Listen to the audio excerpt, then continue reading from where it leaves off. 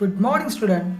I am Mr. Vikas Saibran Singh from Krishna Mahavidyalaya, Retri Budruk, Department of Chemistry. Today I will take a revision of remaining part of halogen derivatives. In yesterday's lecture, I have discussed methods of preparation of halogen derivatives, similarly nomenclature, classification, and what is meant by halogen derivatives. Today I have taken a revision of remaining part of halogen derivatives. In this lecture, first I will discuss the physical properties of halogen derivatives. First property आहे nature of intermolecular forces. हा intermolecular force म्हणजे सगळ्यांना माहीत आहे. कसा develop होतोय तर विद्यार्थी मित्र, we have already discussed periodic table in 11th standard, and we also know the term electronegativity. In periodic table, when we have to move from left to right hand side, then the electronegativity goes on increasing.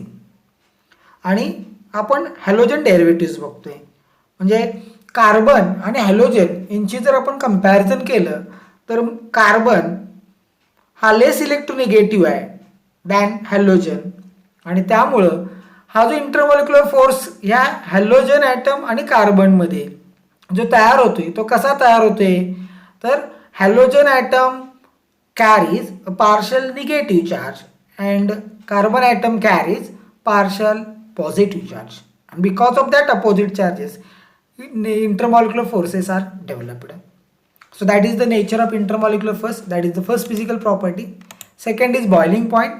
So boiling point also increases with increasing mass of halogen atom because magnitude of van der Waals force increases with increasing size and mass of halogen, and therefore boiling point of alkyl halide increases with increase in atomic mass of halogen. Third property आपण बघितली होती solubility. Alkyl halides are insoluble in water but soluble in organic solvent. असं का होते? Because alkyl halides are unable to form hydrogen bond with water, and that's why they are less soluble in water but soluble in organic solvent. Next optic isomerism in halogen derivative. इथं आपण जे study करणार आहे रिॲक्शनच्या मेकॅनिझमचं, आणि त्यामुळे आपल्याला stereochemical aspects of nucleophilic substitution रिॲक्शन्सचा study इथं महत्त्वाचा आहे, आणि त्यासाठी आपल्याला सम स्टेरिओकेमिकल नोटेशन्स आणि प्रिन्सिपल्स आपण डिस्कस केले होते. वन बाय वन आपण बघू. Ordinary light. ऑर्डिनरी लाईट म्हणजे काय आपण बघितलं, रेज ऑफ डिफरंट वेवलेंथ आहे, व्हायब्रेट्स होत आहेत ऑल पॉसिबल प्लेन्समध्ये, पण perpendicular to direction of propagation of light, म्हणून त्या लाईटला आपण काय म्हणतोय ऑर्डिनरी लाईट. म्हणजे रेज ऑफ डिफरंट वेवलेंथच्या रेज आहेत. हे रेज कसे आहेत? डिफरंट वेवलेंथचे आहेत, व्हायब्रेट होत आहेत ऑल पॉसिबल प्लेन्समध्ये, परंतु perpendicular to the direction of the propagation of light, म्हणून त्या लाईटला आपण नाव दिलं ऑर्डिनरी लाईट. दुसरी लाईट बघितली होती मोनोक्रोमॅटिक लाईट. इथं फक्त बदल काय केलाय आपण तर तिथं आपल्याकडे रेज ऑफ डिफरंट वेवलेंथच्या लाईट होत्या, इथं रेज ऑफ फक्त सिंगल वेवलेंथच्याच काय आहेत लाईट्स आहेत, आणि त्या व्हायब्रेट्स होणार आहेत डिफरंट प्लेन्समध्ये आणि perpendicular to direction of propagation of light. म्हणजे बदल काय आला, फक्त तिथं डिफरंट वेवलेंथच्या लाईट्स होते, रेज होते, इथं फक्त सिंगल वेवलेंथचीच लाईट आहे किंवा रेज आहेत आणि ती व्हायब्रेट होते, म्हणून त्याला आपण monochromatic. Mono means single, chroma means colour. Single colour असणाऱ्या वेवलेंथ्स म्हणजे जी लाईट आहे त्याचा जो सिंगल कलर आहे त्याच्या वेवलेंथ सुद्धा कशा असणार आहेत? सिंगलच असणार आहेत, म्हणून त्या लाईटला आपण काय म्हणतोय मोनोक्रोमॅटिक लाईट म्हणतोय. प्लेन पोलराइज्ड लाईट आहे, म्हणजे मोनोक्रोमॅटिक लाईट म्हणजे सिंगल वेवलेंथचीच लाईट आहे. व्हायब्रेट होते. कशी व्हायब्रेट होते? ओनली वन प्लेनमध्ये. पण मोनोक्रोमॅटिक लाईट ऑल डिफरंट प्लेन्समध्ये व्हायब्रेट होते. इथं मात्र तसं नाही, व्हायब्रेट होणार इन ओनली वन प्लेन, म्हणून त्या लाईटलाच आपण म्हणतोय प्लेन पोलराइज्ड लाईट म्हणतोय. ऑप्टिकल ॲक्टिव्ह सबस्टन्स आपण बघितलं, रोटेट करतोय plane polarised light. For example lactic acid आपण बघितलं, 2-chlorobutain. म्हणजे सबस्टन्स रोटेट करणार आहे लाईट, म्हणून त्याला आपण ऑप्टिकल ॲक्टिव्ह सबस्टन्स म्हणतोय. त्यामध्ये दोन प्रकारचे सबस्टन्स डेक्स्ट्रो आणि लिव्हो रोटेटरी, त्याच्या डेफिनेशन्स आपण बघितलेले आहेत. इनॅनिशोमर म्हणजे काय, मग ऑप्टिकल आयसोमर म्हणजे काय, तर स्टेरिओ आयसोमर्स आहेत which are non super impossible mirror images of each other आणि रोटेट करतात प्लेन पोलराइज्ड लाईट. अँगल कसा आहे, सेम आहे बट अपोजिट इन डायरेक्शन आहे, लक्षात ठेवा, म्हणून त्याला आपण ऑप्टिकल आयसोमर म्हणतोय. असिमेट्रिक कार्बन बघितला, ज्या कार्बनला वेगवेगळे 4 ॲटम्स किंवा ग्रुप अटॅच असेल तर त्या कार्बनला असिमेट्रिक कार्बन आपण म्हटलं होतं. सर्वात महत्त्वाचं आहे क्लोरोब्युटेन घेतलं तर जो आपण असिमेट्रिक कार्बन आहे तो स्टारनं डिनोट करतोय, कारण त्याला 4 डिफरंट ॲटम्स आपल्याकडे अटॅच असतात किंवा ग्रुप अटॅच असतात, म्हणून त्याला असिमेट्रिक कार्बन म्हणतात. ह्या सगळ्या व्याख्या ज्या आहेत ह्या 1 मार्काला परीक्षेमध्ये विचारल्या जातात, हे लक्षात ठेवा. असिमेट्रिक कार्बन ॲटम गेल्या वर्षीच्या मार्चमध्ये विचारली होती 1 मार्कासाठी. मग आता आपण बघितलं 2 प्रकारचे सबस्टन्स आहेत, एक डेक्स्ट्रो रोटेटरी आणि लिव्हो रोटेटरी. डेक्स्ट्रो म्हणजे डी आयसोमर ते सुद्धा म्हटलं जाते त्यांना. हा काय करतोय तर रोटेट करतोय, ऑप्टिकल ॲक्टिव्ह सबस्टन्स रोटेट करतोय. का रोटेट करतोय, प्लेन पोलराइज्ड लाईट कुठल्या साईडला आहे, राईट हँड साईडला आहे, म्हणून त्याला आपण डेक्स्ट्रो म्हणतोय. लिओमध्ये काय आहे, ऑप्टिकल ॲक्टिव्ह सबस्टन्सेस आहे, तोही काय करणार आहे, रोटेट करणार आहे. काय रोटेट करणार आहे, लाईटच रोटेट करणार आहे, पण कुठली आहे, प्लेन पोलराइज्ड लाईट आहे, मोनोक्रोमॅटिक नाही, ऑर्डिनरी नाही आहे. इथं पर्टिक्युलर शब्द महत्वाचा आहे, तो म्हणजे कुठला आहे, प्लेन पोलराइज्ड लाईट आहे. आणि हा काय करणार आहे, ऑप्टिकल ॲक्टिव्ह सबस्टन्स ही प्लेन पोलराइज्ड लाईट रोटेट करणार लेफ्ट हँड साईडला, म्हणून त्या सबस्टन्सला म्हटलं जाते लिव्हो रोटेटरी सबस्टन्स आणि डिनोट केलं जाते LA अक्षरानं आणि मायनस साईडला. मग कायरॅलिटी म्हणजे काय, म्हणजे ऑप्टिकल ॲक्टिव्ह सबस्टन्स आहे which is non super impossible with its mirror images is said to be chiral and the property called chirality, म्हणून त्या प्रॉपर्टीला काय म्हटलं जात आहे, कायरॅलिटी म्हटलं जाते. तसंच आपण महत्त्वाचा पार्ट बघितला होता, कारण ह्या पॉईंटला 4 मार्काचा प्रश्न बऱ्याच पेपरला, जसा आपला 12वी केमिस्ट्री आलेला आहे त्याचपासून ज्या वेळेस हा टॉपिक आपल्याकडे आहे त्या बऱ्याच पेपरमध्ये या आपल्या पॉईंटला 3 मार्क किंवा 4 मार्काचा प्रश्न बऱ्याच वेळेला विचारलेला आहे. कंपल्सरी म्हणता येत नाही, बऱ्याच पेपरमध्ये विचारलेला आहे. SN1 reaction mechanism, SN2 reaction mechanism, त्यासाठी आपल्याला बघायचं आहे nucleophilic substitution reactions with halo alkanes. मग आता मेकॅनिझम म्हणजे काय ते आपल्याला बघितलं पाहिजे. म्हणजे आता रिॲक्शन आहेत in which halogen atom of alkyl halide substitute करतोय किंवा रिप्लेस करतोय अनादर ॲटम ऑर ग्रुप म्हणून त्याला म्हणतोय. इथं पहिलं रिॲक्शन आहे ते म्हणजे अल्कलाइन हायड्रॉलिसिस आपण करू NaH किंवा KOHनं. हायड्रॉलिसिस म्हणलं की addition of formation of alcohol. NaH बरोबर हायड्रॉलिसिस करा, KOH बरोबर करा. मॉइस्ट सिल्वर ऑक्साईड आहे, सगळ्या ठिकाणी फॉर्मेशन ऑफ अल्कोहोलच आहे, म्हणजे अल्किल हॅलाइडचं कन्वर्जन कशामध्ये होणार आहे, आपल्या अल्कोहोलमध्ये होणार आहे. Wien alkyl halide boiled with aqueous NaOH or KOH or moist silver oxide, it undergoes hydrolysis to give corresponding alcohols. इथं आपल्याला अल्कोहोल्सच मिळणार आहेत. त्याचप्रमाणे मेकॅनिझम आपण बघितलं, अशा वेगवेगळे रिॲक्शन्स आपण बघितल्या, मेकॅनिझम्स आपण बघितली. मग 2 मेकॅनिझम्स आर ऑब्झर्वड आहेत. मग आता मेकॅनिझम म्हणजे आपण बघितलं step by step description of exactly how the reactant are transformed into product in as much detail as possible. मग त्यालाच आपण म्हणतोय काय, मेकॅनिझम. मग न्यूक्लियोफिलिक सबस्टिट्यूशन रिॲक्शन म्हणजे काय ते आपण आताच बघितलं. रिप्लेसमेंट हॅलोजन ॲटमचं by atom or group of ॲटमनं, म्हणून त्याला आपण न्यूक्लियोफिलिक सबस्टिट्यूशन रिॲक्शन्स म्हणतोय. महत्त्वाचे 2 प्रकार आपल्याला बघायचे आहेत. एक म्हणजे SN1, इथे अल्कलाइन हायड्रॉलिसिस आहे टर्शियरी ब्युटिल ब्रोमाइडचं. टर्शियरी ब्युटिल ब्रोमाइडचं आपण अल्कलाइन हायड्रॉलिसिस केलं म्हणजे ॲक्वेस अल्कली बरोबर KOH or NaOH काय मिळणार आहे, टर्शियरी ब्युटिल अल्कोहोल. बघा हे टर्शियरी ब्युटिल ब्रोमाइड आहे आणि ॲक्वेस करतो, इथं अल्कोहोलिक वापरलं की अल्कोहोल तयार होणार नाही, अल्किन तयार होणार आहे. हा फरक लक्षात ठेवा. म्हणजे इथला BR हा KBr होईल आणि OH ग्रुप इथं अटॅच होईल. अशा पद्धतीनं आपल्याला अल्कोहोल हे तयार होते. त्याचे मेकॅनिझम आपण ज्यावेळेस एक्सप्लेन करणार आहे त्या 4 मार्काला हा प्रश्न विचारतील. त्यास कायनेटिक एक्सप्रेशन आपल्याला लिहायला पाहिजे, मेकॅनिझम 2 स्टेपमध्ये यायचं आहे ते लिहायचं आहे, एनर्जी प्रोफाईल डायग्राम लिहायचं आहे, एनर्जी ऑफ ॲक्टिवेशन लिहायचं आहे, कर्व्स आपल्याला काढायचे, हीट ऑफ रिॲक्शन म्हणजे काय आहे हे सगळं त्याच्यामध्ये एक्सप्रेशन आलंच पाहिजे, एक्सप्लेनेशन आलंच पाहिजे. त्याचबरोबर कायनेटिक एक्सप्रेशन, मग या रिॲक्शनचा रेट कसा आहे तो फाइंड आउट करायचा आहे. मग रेट ऑफ रिॲक्शन या रिॲक्शनचा जर बघितला तर तो डिपेंड असतो फक्त आणि फक्त कॉन्सन्ट्रेशन ऑफ सबस्ट्रेटवरती, दॅट इज टर्शियरी ब्युटिल ब्रोमाइडच्या कॉन्सन्ट्रेशनवरती असतोय, आणि independent of the concentration of alkali, अल्कलीच्या कॉन्सन्ट्रेशनवरती या रिॲक्शनचा रेट कधीही डिपेंड असत नाही. म्हणून फक्त एकच रिॲक्टंट त्या रिॲक्शनच्या रेटमध्ये इन्व्हॉल्व आहे, म्हणून या रिॲक्शनचा रेट कसा आहे, फर्स्ट ऑर्डर आहे, और it is called as unimolecular reaction. आणि म्हणून आपण इथे लिहिलं rate is directly proportional to concentration, ब्रॅकेटचा अर्थ काय, concentration of tertiary butyl bromide. Proportionality sign neglect केलं, काय ॲड केला, स्पेसिफिक रिॲक्शन रेट आला. एकच सबस्ट्रेट आहे, इथं अल्कली कुठं दिसत नाही, म्हणून या रिॲक्शनचा रेट कसा आहे, युनिमॉलिक्युलर म्हणतोय किंवा फर्स्ट ऑर्डर रिॲक्शन रेट आपण म्हणतोय. म्हणजे अशा पद्धतीनं काय आपला कायनेटिक एक्सप्रेशन आहे. मेकॅनिझम आपण घेतलं तर मेकॅनिझम किती आहे, 2 स्टेपमध्ये मेकॅनिझम आहे. कार्बोकॅटायन आपला तयार होते, पहिली स्टेपमध्ये काय आहे, कार्बोकॅटायन तयार होते, म्हणजेच कार्बोनियम आयन तयार केला जाते. आता यामध्ये काय होते तर जो CBr बॉन्ड आहे तो स्लोली आयनाइज होतोय आणि त्यामुळे आपल्याला ब्रोमाइड आयन मिळते आणि टर्शियरी ब्युटिल कार्बोनियम आयन तयार होते. That is the first step, that is the slowest step and hence it is the rate determining step. ही स्टेप कशी आहे आपली, स्लो स्टेप आहे, लक्षात ठेवा. यामध्ये काही बदल नाही. इथं फक्त बॉन्ड राहिलेला तर बॉन्ड ड्रॉ करू आपण इथं वर गेला तो इथे. अशा पद्धतीने याच्यावरती काय होतं, आपला पॉझिटिव्ह चार्ज होतोय आणि याच्यावरती निगेटिव्ह चार्ज येतोय.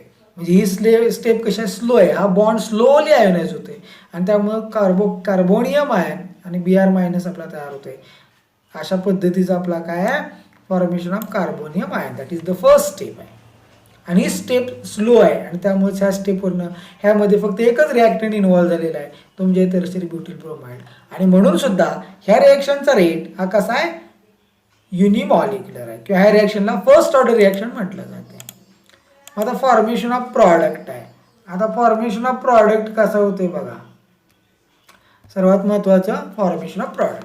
मग आता काय होते, पॉझिटिव्ह चार्ज आहे tertiary butyl carbonium ion, same side और side opposite to that of leaving group. म्हणजे इथे जर आपण केलं, इथं आपण लिहिला, हा इथं आपल्याकडे कार्बोकॅटन दाखवतोय मी, so we have to draw that is CH3. हा इथं आपल्याकडं tertiary butyl carbocation, that is CH3, आणि इथं आपला CH3. हा आता तयार झालेला कार्बोकॅटायन, याच्यावरती OH मायनस जो आहे आपला न्यूक्लिओफाईल, ह्याचा अटॅक हा एकतर सेम साईडनं इकडून दाखवता येतोय किंवा side opposite to that of nucleophile इकडून हा आपल्याला दाखवता येते आणि त्यामुळे काय तयार होते, आपल्याला टर्शियरी ब्युटिल अल्कोहोल तयार होते. परंतु यामध्ये दोन्ही साईडनं अटॅक पॉसिबल असल्यामुळं there is a 50% inversion of the configuration आणि 50% रिटेन्शन ऑफ द कॉन्फिगरेशन इथं ऑब्झर्व करता येते. म्हणजे सेम साईडनं अटॅक केला तर आपल्याला COH बॉन्ड तयार होईल इथं असा, आणि जर side opposite to that of असेल तर इथं आपल्याला काय होणार आहे, हा H, हा O आणि इथं कार्बन. राहिलेले इकडच्या बाजूला कसे आहेत, CH3 इथं आहे, CH3 इथं आहे, CH3 इथं आहे, ह्या कार्बनला CH3 इथं आहे, CH3 इथं आहे, CH3 इथं आहे, त्या पद्धतीनं आहे. हा इथंही कार्बन. म्हणजे अशा पद्धतीनं आपण काय करू शकतो, हे दाखवू शकतो. हे आपण पाठीमागे बघितले, फक्त दाखवले. तर एनर्जी प्रोफाईल डायग्राम जर बघितलं तर याच्यामध्ये काय आहे, आपण काय करतोय, पोटेन्शियल एनर्जी वर्सेस काय करतोय, रिॲक्शन कोऑर्डिनेट आपण काय करतोय, ग्राफ प्लॉट करतोय. आता या पद्धतीने जर ग्राफ प्लॉट केला तर आपल्याला या पद्धतीनं हे 2 कर्व्स इथं आपल्याला मिळत आहेत, नाही का. मग हे 2 कर्व्स आपल्याला मिळाल्यात. हे एनर्जी प्रोफाईल डायग्राम. आता एनर्जी प्रोफाईल डायग्राम म्हणजे काय, potential energy changes are plotted against progress of the reaction. म्हणजे इथं काय आला, प्रोग्रेस ऑफ द रिॲक्शन आला आणि त्यानंतर काय आला, हे या पद्धतीनं पोटेन्शियल एनर्जी आली. मग आपल्याला 2 कर्व्स मिळाले. इथं ट्रान्झिशन स्टेट आहे, इथंही ट्रान्झिशन स्टेट आहे, इथं प्रॉडक्ट तयार होतं, इथं काय आपला रिॲक्टंट आहे. मग अशा पद्धतीने ही एनर्जी प्रोफाईल डायग्राम 2 कर्व्सची आपल्याला इथं मिळते. मग ट्रान्झिशन स्टेट म्हणजे काय, maximum energy content state which is unstable आहे वरची, एनर्जी ऑफ ॲक्टिवेशन आपण बघितलं, difference between transition state and reactant आहे. आणि हिट ऑफ फॉर्मेशन आपण बघितलं, energy difference between energy of reactant and product आहे. म्हणजे या पद्धतीचं आहे. इथंपर्यंत लिहिलं की आपल्याला 4 मार्क्स आहेत, लक्षात ठेवा. फास्ट घेतोय जरा, कारण आपण नेक्स्ट लेक्चरला आपण नेक्स्ट टॉपिक चालू करायचा आहे, कारण या टॉपिकवरती आपल्याला टेस्ट आहे, त्यामुळे आपण थोडक्यात रिव्हिजन घेतोय. तुम्हाला टाइम टेबल हे दिलं जाईल नंतर.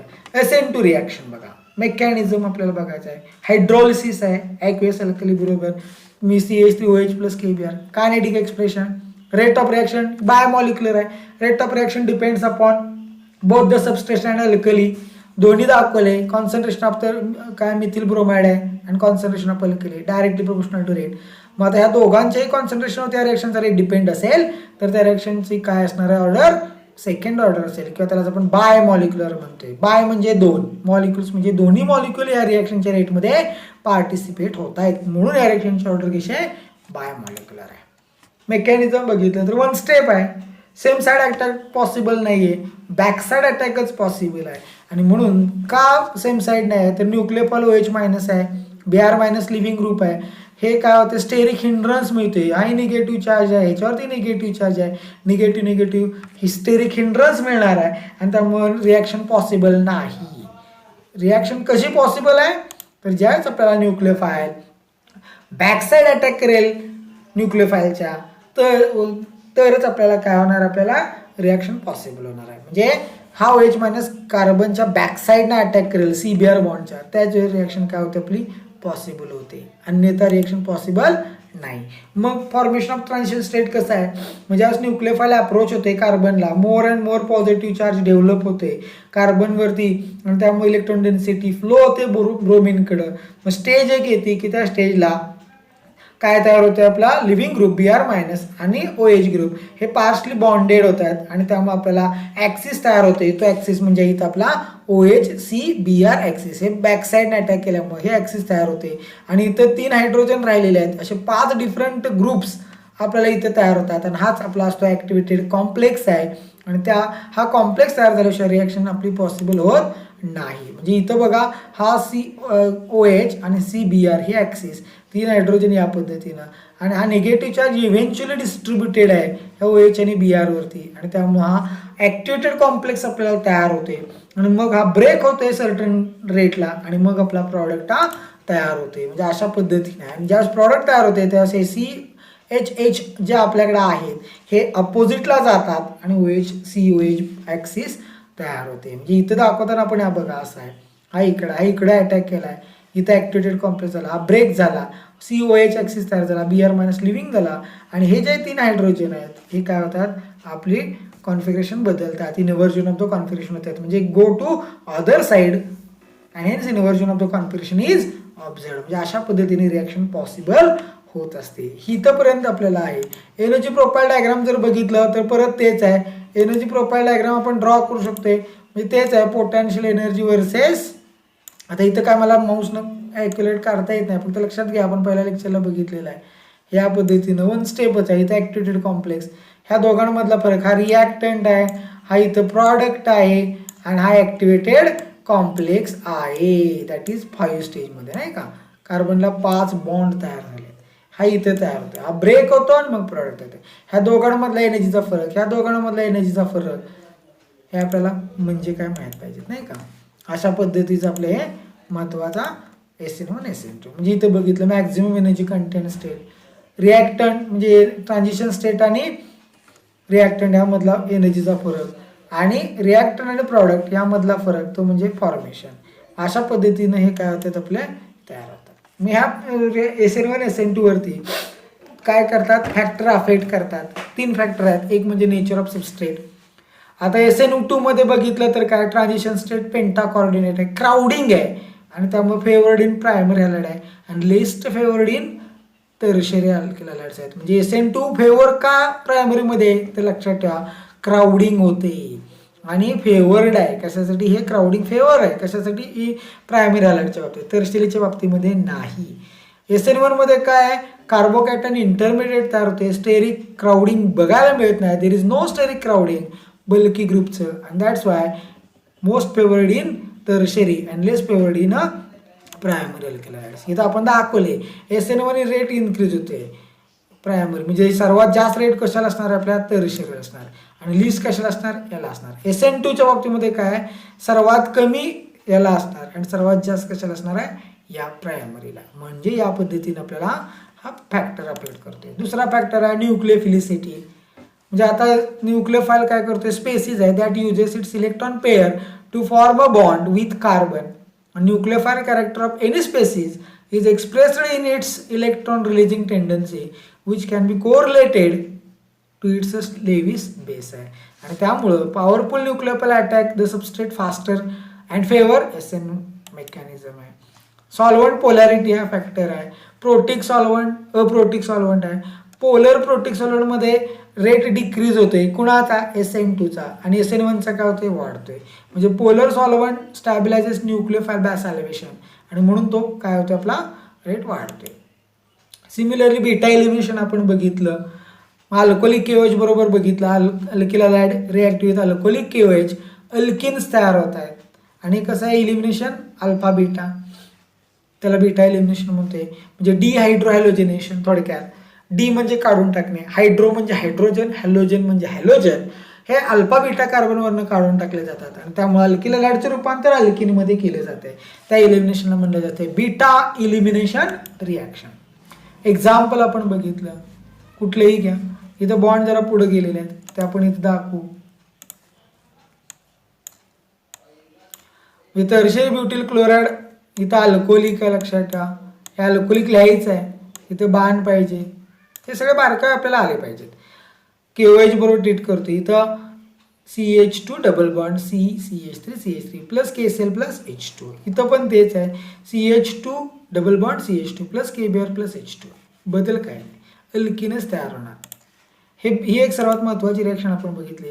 त्याचप्रमाणे reaction with active metal magnesium Grignard reagent तयार होतोय. त्याचं रिप्रेझेंटेशन आपण केलं आहे RMgx न, नाही का. RMgx रिप्रेझेंट करतोय. मग ग्रिग्नार्ड रिएजंट म्हणजे काय organometallic compound in which divalent magnesium metal is directly attached to carbon of alkyl group.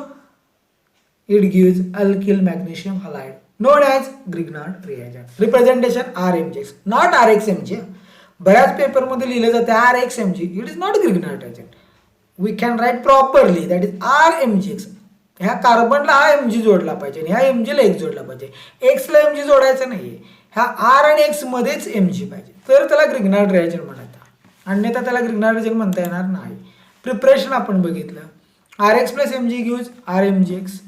Ethyl iodide treated with magnesium in presence of dry इथर फॉर्म्स इथिल मॅग्नेशियम आयोडाइड.